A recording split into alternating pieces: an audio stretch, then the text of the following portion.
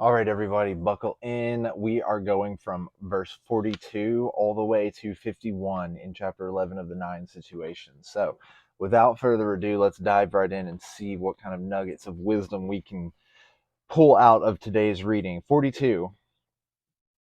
When invading hostile territory, the general principle is that penetrating deeply brings cohesion. Penetrating but a short way means dispersion.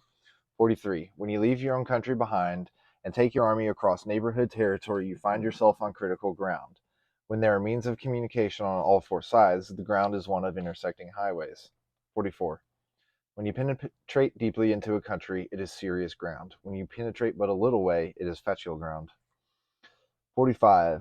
Easy. It's facile. 45. When you have the army's strongholds in your rear and narrow passes in front, it is hemmed in ground. When there is no place of refuge at all, it is desperate ground. Therefore, on dispersive ground, I would inspire my men by unity of purpose. On easy ground, I would see that there is close connection between all parts of my army. 47. On contentious ground, I would hurry up my rear. 48. On open ground, I would keep a vigilant eye on my defenses. On ground of intersecting highways, I would consolidate my alliances. 49. On serious ground, I would try to ensure a continuous stream of supplies. On difficult ground, I would keep pushing on along the road. On hemmed-in ground, I would block any way of retreat. On desperate ground, I would proclaim to my soldiers the hopelessness of saving their lives. Wow. 51. For it is the soldier's disposition to offer an obstinate resistance when surrounded, to fight hard when he cannot help himself, and to obey promptly when he has fallen into danger. That is a lot. That is a lot. So he has laid out all the different types of ground. He then talks a little bit more about them, and then he revisits them from the soldier's mindset and why it's important to know all these different kinds of ground. So let's hurry over to the alternate translation. Master Sun says, generally, the way it is with invaders is that they unite when deep in enemy territory, but are prone to dissolve while on the fringes. When you leave your country and cross the border on a military operation, that is isolated ground. When it is accessible from all directions, it is trafficked ground. When penetration is deep, that is heavy ground. When penetration is shallow, that is light ground. When your back is to an impassable fastness, and before you are in narrow straits, that is surrounded ground. When there is nowhere to go, that is deadly ground. So, on a ground of dissolution, I would unify the minds of the troops. On light ground, I would make them keep in touch. On a ground of contention, I would have them follow up quickly. On an intersecting ground, I would be careful about defense. On a traffic ground, I would make alliances firm. On heavy ground, I would ensure continuous supplies. On bad ground, I would urge them onward. On surrounded ground, I would close up the gaps. On deadly ground, I would indicate to them that there is no surviving. So, the psychology of soldiers is to resist when surrounded, fight when it cannot be avoided, and obey in extremes.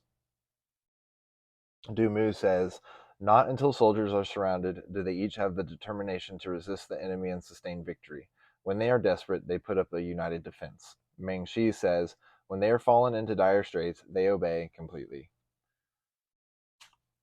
I think what we're trying to take away is a little bit more nuanced and difficult to pin down than saying, we just need to put ourselves in tough situations so that we can grow and become better. Now, if you're living any way about the Stoic lifestyle, you're doing that and you're accepting the tough situations as they come. And so that's why we're going to study this art of war action, so that we can just have better understanding preemptively of the different kinds of situations we might be able to encounter, and then apply our, Stoic philosophy of the obstacle is the way forward, and just grow. So if you guys don't have a copy of the Daily Stoic, go pick one up. It is awesome. Ryan Holiday and Stephen Hanselman, they have done a fantastic job here. So let's go over to September 5th. Focus on what is yours alone. Remember then, if you dream what is by nature slavish to be free, and what is not your own to be yours, you will be shackled and miserable, blaming both gods and other people. But if you deem as your own only what is yours, and what belongs to others is truly not yours, then no one will ever be able to coerce or to stop you. You will find no one to blame or accuse. You will do nothing against your will. You will have no enemy, and no one will harm you, because no harm can affect you. Epictetus in Curating 1.3.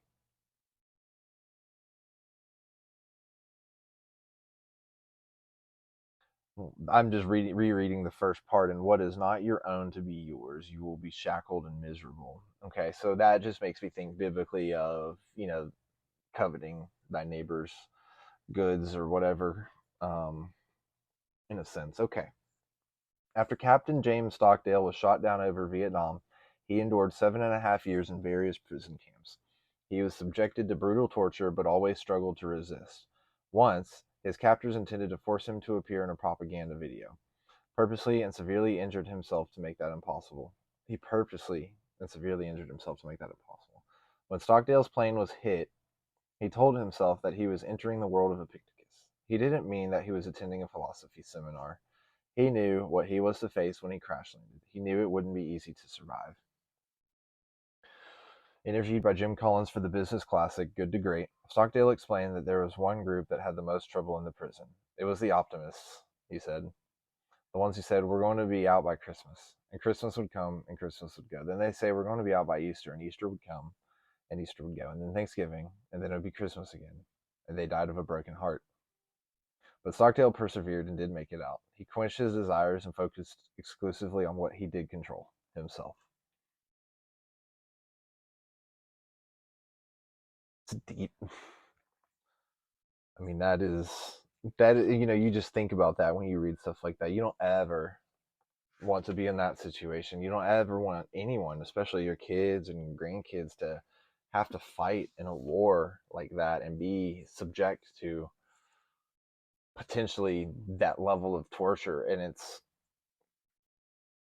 it's one of the reasons that so many of us are seeking this kind of knowledge and this kind of reflection, because we know that times can become bad very quick, and it is what makes humans resilient in our nature is our intelligence and our ability to write these thoughts down and learn. And so I think that as we move forward, just like he realizes that he is now in hemmed in ground, he is in difficult terrain, he is going to have to give himself no other choice. The psychology of soldiers is to resist when surrounded, fight when it cannot be avoided, and obey in extremes. And so he had to fight what can't be avoided. He was honest with himself. He obeyed his inner self, his inner stoic, his inner disciplinarian,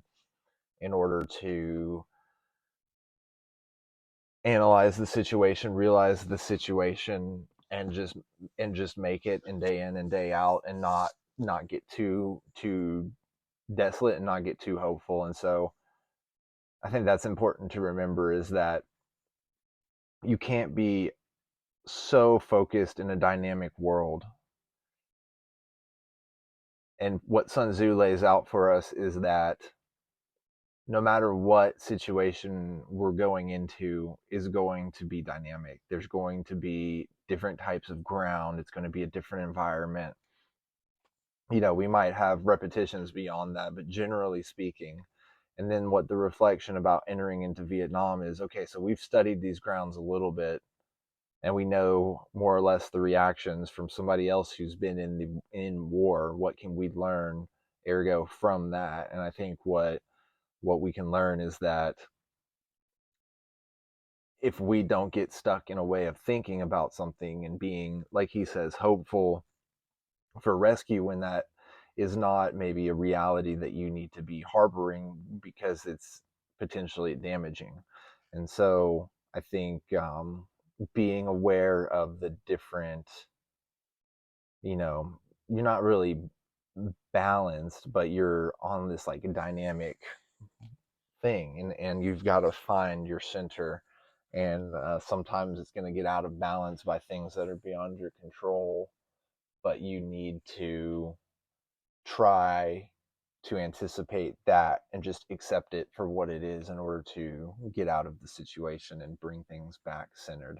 So keep standing tall out there. I enjoyed that one. I hope you guys did too. Please like, follow, all that awesome stuff for me. It helps the algorithm, it helps me, it helps you. and other people like you and me find these videos and offer their input, and that way we can grow even more. So keep standing tall. We'll see you guys on the next one.